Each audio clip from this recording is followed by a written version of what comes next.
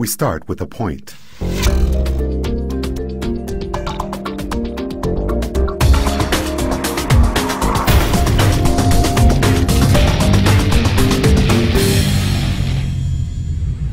Hi, it's Rob Brandon, and welcome back once again to the Imagining the 10th Dimension video blog. Today's entry is called Just Six Things, the I Ching. In Alien Mathematics, we talked about the work of cosmologist Martin Rees, who proposed that there are only 6 basic structures underlying our reality. A few entries later, in The Map and the Territory, we looked at the difficulties in trying to map the extra-dimensional patterns that create our reality, because a map becomes less useful when it tries to represent too much. A map with a scale of 1 to 1, for instance, should be able to faithfully capture absolutely every detail about a landscape, but a much smaller map is going to be significantly more useful as a guide. Think about this then. What if there were an ancient mapping system which boiled down our current position within the multiverse to only 6 parameters? This takes us tangentially to a territory that some readers of this blog won't be comfortable with, but which has enough connections to the big picture ideas we've been playing with that I believe it's worthy of consideration. This ancient system of mapping our reality is called the I Ching. Victor Robin, a student of the I Ching from California, explained it to me this way. This is the ancient Chinese way of viewing the universe as energy, or qi, moving through us and everything around us. Sounds familiar, huh? The I Ching is a compilation of centuries of ascetic observation put into a format that intentionally invites the participation of present time-space. The most common way people use the I Ching is by tossing coins to determine which verses are appropriate for the user to read at his point in time. The user prepares to throw the coins by mentally focusing on a question for the I Ching to answer. Here's a few quotes from the Wikipedia article on the subject. The I Ching is a reflection of the universe in miniature. The word I has 3 meanings: ease and simplicity, change and transformation, and invariability. Thus, the 3 principles underlying the I Ching are the following. 1. Simplicity, the root of the substance. The fundamental law underlying everything in the universe is utterly plain and simple, no matter how abstruse or complex some things may appear to be. 2. Variability, the use of the substance. Everything in the universe is continually changing. By comprehending this, one may realize the importance of flexibility in life and may thus cultivate the proper attitude for dealing with a multiplicity of diverse situations. 3. Persistency, the essence of the substance. While everything in the universe seems to be changing, among the changing tides there is a persistent principle, a central rule, which does not vary with space and time. I love how these 3 ideas sum up trying to think of our universe of genes, memes, and spimes from a perspective which is outside of our space-time. A running theme in this project. See information equals reality. You have a shape and a trajectory, and the Big Bang and his illusion for a few examples. The I Ching also fits nicely with another subject we've touched on in this blog a number of times: sacred geometry. Here's more from that Wikipedia article. Richard S. Cook reported that the I Ching demonstrated a relation between the golden ratio, also known as the division in extreme and mean ratio, and linear recurrence sequences. The Fibonacci numbers are examples of linear recurrence sequences. The hexagram sequence, showing that its classification of binary sequences demonstrates knowledge of the convergence of certain linear recurrence sequences to division in extreme and mean ratio. That the complex hexagram sequence encapsulates a careful and ingenious demonstration of the LRS, linear recurrence sequences, DEMR, division in the extreme mean ratio relation. That this knowledge results from general combinatorial analysis and is reflected in elements emphasized in ancient Chinese and Western mathematical traditions. Thinking of the I Ching as a roadmap of our available probability space, then, leads to its use for divination. The I Ching has long been used as an oracle, and many different ways coexist to cast a reading, i.e. a hexagram, with its dynamic relationship to others. In China, the I Ching had 2 distinct functions. The first was as a compendium and classic of ancient cosmic principles. The second function was that of divination text.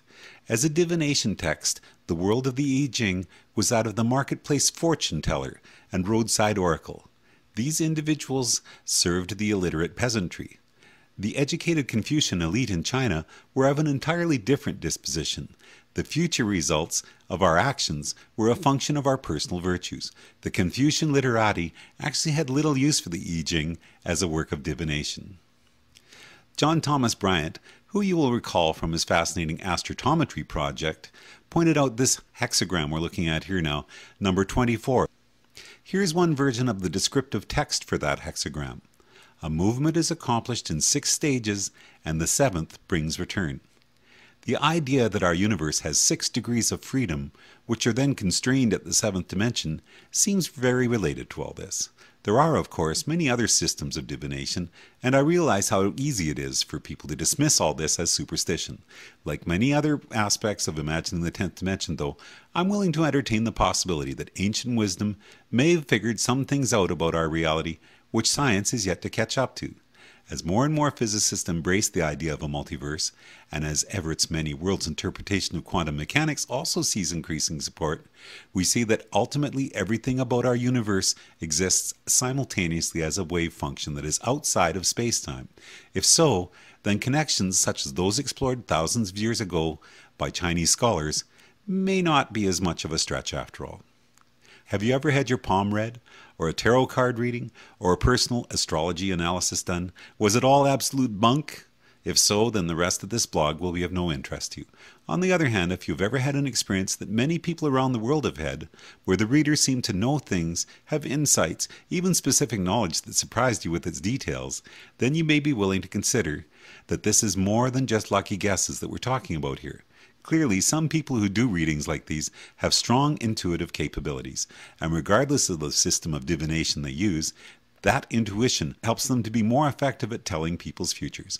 I would say then that dismissing such events as coincidence, or worse still, the deliberate deceptions of scam artists, is too hard to judgment.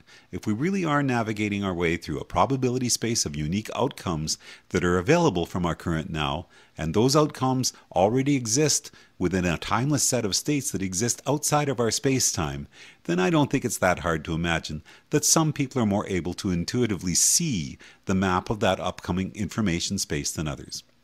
We'll continue even further with this discussion about divination and superstition in an upcoming blog where we look at some fascinating reports from Norway.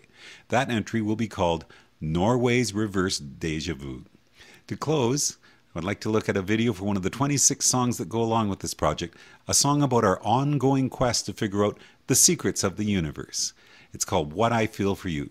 And the next blog is going to be called Roger Ebert on Quantum Reincarnation. If you'd like to know more about some of the ideas that we've talked about in this blog, I invite you to look at Pole 40, Now versus the Future, The Holographic Universe, Predicting the Future, Here Come the Aliens, Dr. Mel's 4D Glasses, We're Already Dead, But That's Okay, and Unlikely Events in Timelessness. Thanks, my name's Rob Bryant, and enjoy the journey. Much greater minds than mine have tried to figure out the secrets of the universe and what it's all about. Masters of the abstract, seekers of the spell that fits it all together.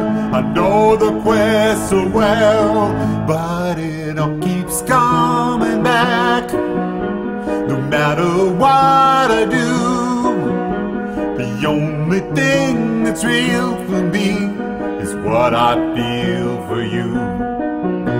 And what I feel for you is what makes me carry on.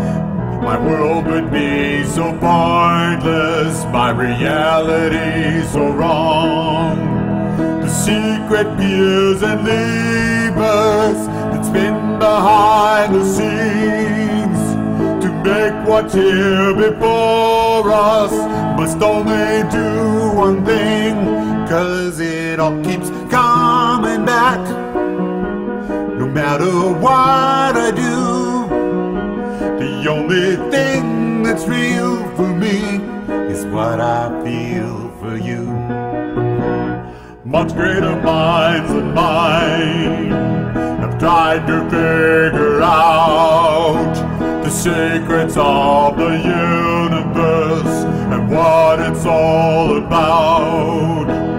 Masters of the abstract, seekers of the spell that fits it all together. I know the quest so well, but it all keeps coming back.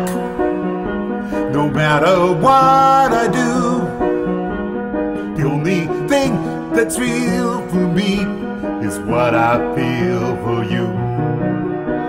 The only thing that's real for me is what I feel for you.